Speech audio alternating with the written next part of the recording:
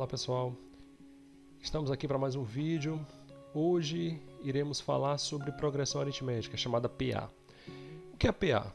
PA ela é uma sequência numérica onde ela mantém um padrão tanto de crescimento quanto de decrescimento ou de constância. Então você tem três tipos de progressões aritméticas: crescente, decrescente ou constante. Veja só.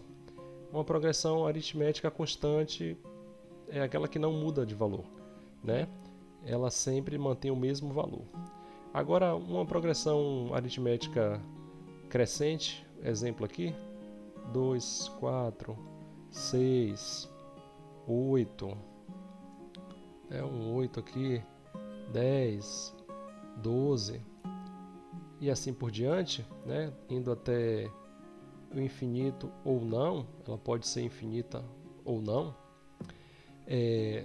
Aqui nós dizemos que temos uma progressão aritmética porque você observa que você tem uma constância do termo para o seu termo anterior, ou seja, o termo seguinte é o anterior somado a um valor fixo. Por exemplo, quem é 4? 4 é igual a 2 mais 2. Quem é 6? 6 é igual a 4 mais 2. Quem é 8? 8 é igual a 6 mais 2. Quem é 10? 10 é igual a 8 mais 2. Observe que você vai mantendo o padrão. Quem é o 12? 12 é igual a 10 mais 2. Então, observe que esse 2 aqui, que nós encontramos em todos os termos, né? Ele acaba sendo um padrão. E esse padrão que a gente encontra, a gente chama de quê? De razão da PA. Então, esse padrão que foi encontrado aqui, ele é chamado razão da PA, ou seja, o valor que sempre vai sendo adicionado ao termo anterior para achar o termo seguinte. Tá? Da mesma forma que essa PA, né? Ela também pode ser decrescente. Então, ela poderia ser aqui, por exemplo, começando no 2, depois vindo o 0, depois o menos 2, depois o menos 4, depois o menos 6, depois nós poderíamos botar aqui um menos 8, e aí ela pode ir até o infinito também, o menos infinito, né? Observe a mesma coisa, que nesse caso, cada termo, a partir do segundo, é o anterior adicionado de uma constante. Veja só, quem é o 0? 0 é igual a 2 menos 2. Quem é o menos 2? O menos 2 é igual a 0 menos 2. 0 menos 2. Quem é o menos 4? Menos 4 é igual a menos 2 menos 2. Quem é o menos 6? É menos 4 menos 2. Quem é o menos 8? É o menos 6 menos 2. Observe que aqui também nós temos uma razão. Só que nesse caso, essa razão ela é negativa, né? Mas é uma adição também, é uma adição de um número negativo. Então, basicamente, a razão é o número que é adicionado a um termo para achar o termo seguinte, certo? Então, a nossa razão aqui é negativa, menos 2. No primeiro exemplo, ela era positiva, certo? Aí, já entendendo, né, o conceito de PA, que é uma sequência numérica, onde o termo a partir do segundo é o anterior adicionado de uma constante, você se questiona, ou existem, né, outras coisas interessantes sobre PA, como por exemplo, eu quero descobrir um termo qualquer da PA. Eu não vou ficar fazendo de 1 em 1 até chegar no termo que eu quero. Por exemplo, eu estou trabalhando em uma PA e eu quero saber quem é o 25º termo dessa PA. Eu tenho que ter uma ferramenta, né, uma fórmula matemática que me auxilie quanto a isso. Eu não vou ficar fazendo de 1 em 1 até chegar lá. Por exemplo, se eu quiser o centésimo termo, que eu posso pedir o centésimo termo. Então, como é que nós faremos isso? A gente vai pegar aquela mesma ideia ali. Veja só. E aqui, a fórmula que nós vamos descobrir é a fórmula do termo geral da PA, né? Termo geral da PA. Lembrando sempre que PA é progressão aritmética. Como é que nós podemos definir quem é o termo geral? Primeiro a gente tem que entender, veja só, quem é o primeiro termo de uma PA? A gente vai dar um nome a ele. O primeiro termo de uma PA a gente vai chamar de A1. Quem é o A1? É o A1. Então eu posso dizer que A1 é ele mais 0 vezes a razão, porque não foi adicionado nada de razão. Quem é o segundo termo? O segundo termo eu vou chamar de A2. Quem é A2? É A1 mais uma vez, né, a razão. Ou seja, você adicionou aquela constante uma vez ao A1 e descobriu quem é o A2. Quem vai ser o A3? A3 é igual a A2 mais uma vez a razão. Mas aqui tem um detalhe. E quem é A2? A2 é A1 mais uma vez a razão. Então, eu substituí aqui o A2 pelo que eu descobri aqui do A2. Então, eu posso dizer que eu posso escrever A3 em função de A1 também, assim como eu fiz com A2. Então, A2 eu substituí por A1 mais uma vez a razão, mas ainda tem mais uma vez a razão aqui. Então, eu vou continuar escrevendo. Mais uma vez a razão. Então, quem é A3? A3 é igual... Então, aqui, continuando, quem vai ser A3? Vou usar aqui o...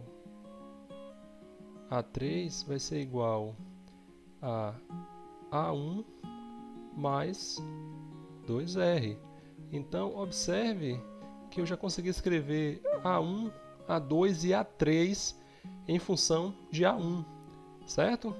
E eu posso continuar fazendo isso. Quem vai ser, por exemplo, A4? A4 vai ser igual a A3 mais R. Mas a gente sabe que A3 é A1 mais 2R. Então, a gente pode escrever A4 como sendo, né? Vou apagar aqui. Então, é A3 mais R. A3 é A1 mais 2R. Então, aqui adiciono o R, né? Que faltou aqui. Então, eu posso dizer que A4 é A1 mais 3R, ok? E posso fazer isso para A5 também. Eu posso fazer isso aqui para A5, onde A5 é igual a A4 mais R, só que eu já sei que A4 é A1 mais 3R. Então, eu posso dizer, mais R, né, que é o que estava ali do lado do A4, que estava aqui. Eu posso dizer, então, que A5 é igual a A1 mais 4R, ok? E aqui agora é a parte que a gente vai generalizar.